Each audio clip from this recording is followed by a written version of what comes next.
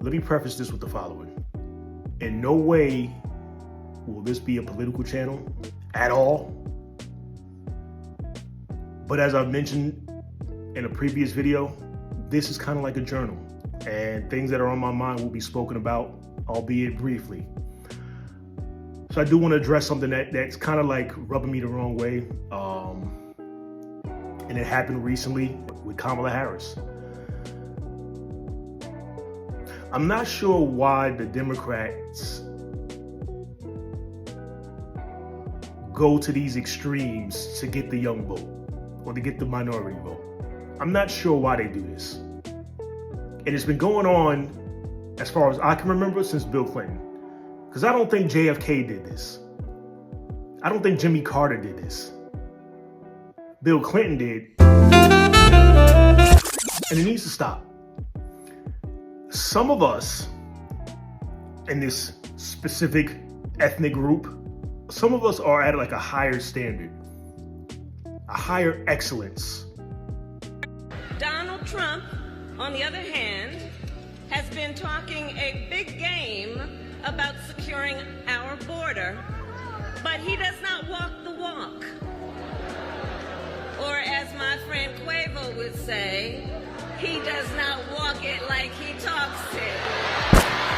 Walk it like I talk it. Walk it like I talk it. Quoting Quavo is not going to get you my vote. Meg Thee Stallion twerking her fat ass is not going to get my vote. That's not how it works. And I get it. A lot of the older generation, they're dying out, so they're trying to get the younger voters and da-da-da-da-da. And I get it. The millennials, the Gen Zers and all that, and alphas and all that, whatever. I get it. These stupid generation titles. I get it. But don't box us in like we all want that. We don't want our president endorsing that stuff, some of us. Maybe there's a certain small group that loves and worships these types of things. Oh, my president's cool. They had Meg twerking and they had Quavo, and it's foolish. It's foolish thinking, man. Some of us want more excellence, sophistication. You don't gotta be stush and all proper and tight under the collar. You don't gotta be all that. But don't promote smut and all that stuff thinking that's how you win. That's not how you get this guy's vote at all. Hell, I may not even vote. And I know some of you clutching your pearls hearing that.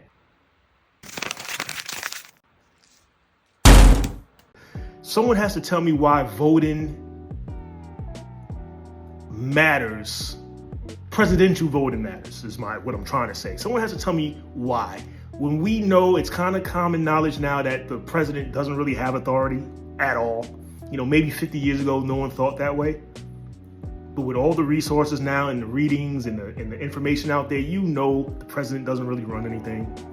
So then you have to tell me why the presidential election is of importance. What makes it important? Local elections, if you want to tell me, place an argument about that, sure, let's do it. Presidential election? It's so important that a presidential candidate had an entertainer on her stage twerking. And she's quoting rap lyrics. That's how important it is. Because they're fetching for cool points. I don't want my president fetching for cool points, man. Get up there, make changes, talk about the changes you're gonna make. I don't wanna hear about infrastructure and tax reduction and gas price lowering and walls building and talk about real the broken system. Talk about that. The broken child support system, the judicial system. Everything's broken. It's broken.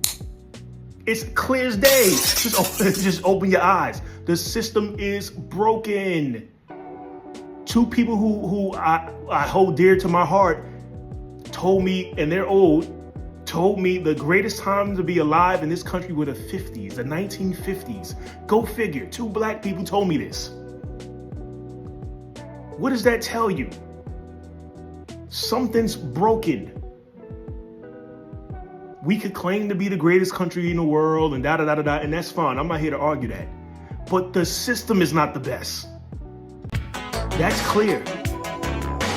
We have a presidential candidate bringing on a rapper who's twerking, and we got the other one who, listen, we dealt with 4 years of Trump before, so we kind of know what we're dealing with him. But does he have the best diction for a president? Does he have the best, makeup for a president? Probably not. We're stuck between a rock and a hard place.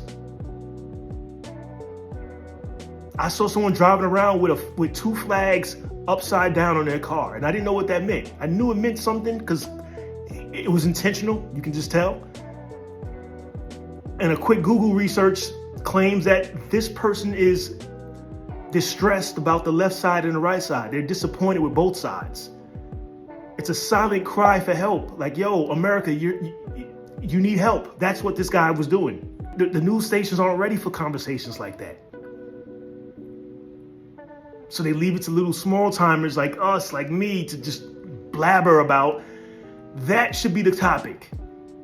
How disheartening it is to exist here dealing with the shenanigans and the antics. I got a presidential candidate quoting a rapper. I mean, you gotta be kidding me, man.